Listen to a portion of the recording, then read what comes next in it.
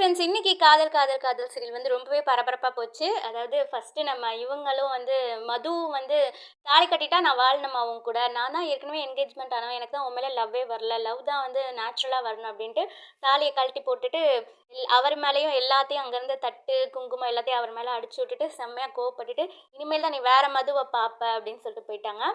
And இங்கே ஸ்வேதாவும் வந்து இப்படி என்னை அவமானப்படுத்திட்டில, இனிமேல் நீ தான் என் புருஷன், உனக்கு 1 மந்த் டைமு, நீ தாலி கட்டலனாலும் நான் தான் உன்னை புருஷனா நினச்சி வாழ்வேன்.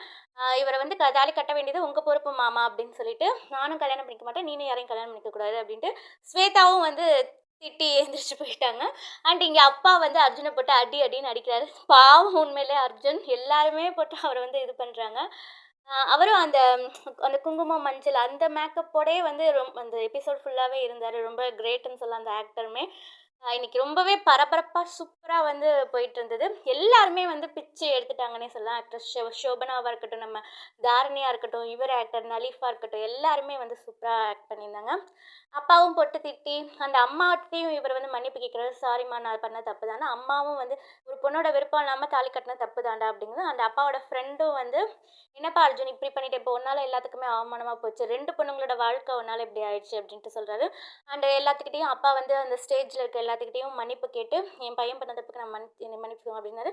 அப்புறம் ஆதவனும் வந்து அம்மாவையும் திட்டு, இதுக்கெல்லாம் காரணம் நீங்கள் தான், நீங்கள் தான் அவனை செல்லம் கொடுத்து வளர்த்துறீங்க. ஸோ அப்போ ஆதவன் வந்து எல்லாத்தையுமே கூட்டிகிட்டு போயிட்டாரு.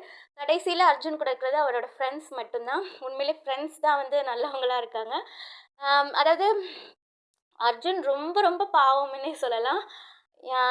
அப்புறம் வந்து நாளைக்கு ப்ரிவ்யூலையுமே வந்து அர்ஜுன் வந்து இல்லை நான் ஸ்வேதா கல்யாணம் பண்ணவே முடியாதுன்னு சொல்கிறாங்க. அப்பா வந்து நீ பண்ணலன்னா இந்த வீட்டில் இருக்காத, வீட்டை விட்டு போயிடு அப்படின்னு சொல்கிறாரு. என்னை கேட்டால் தப்பிச்சு வந்துடும் அர்ஜுன், அந்த வீடு வேண்டாம், எங்கேயாவது தப்பிச்சு போயிடு அப்படின்னு தான் நான் சொல்லுவேன்.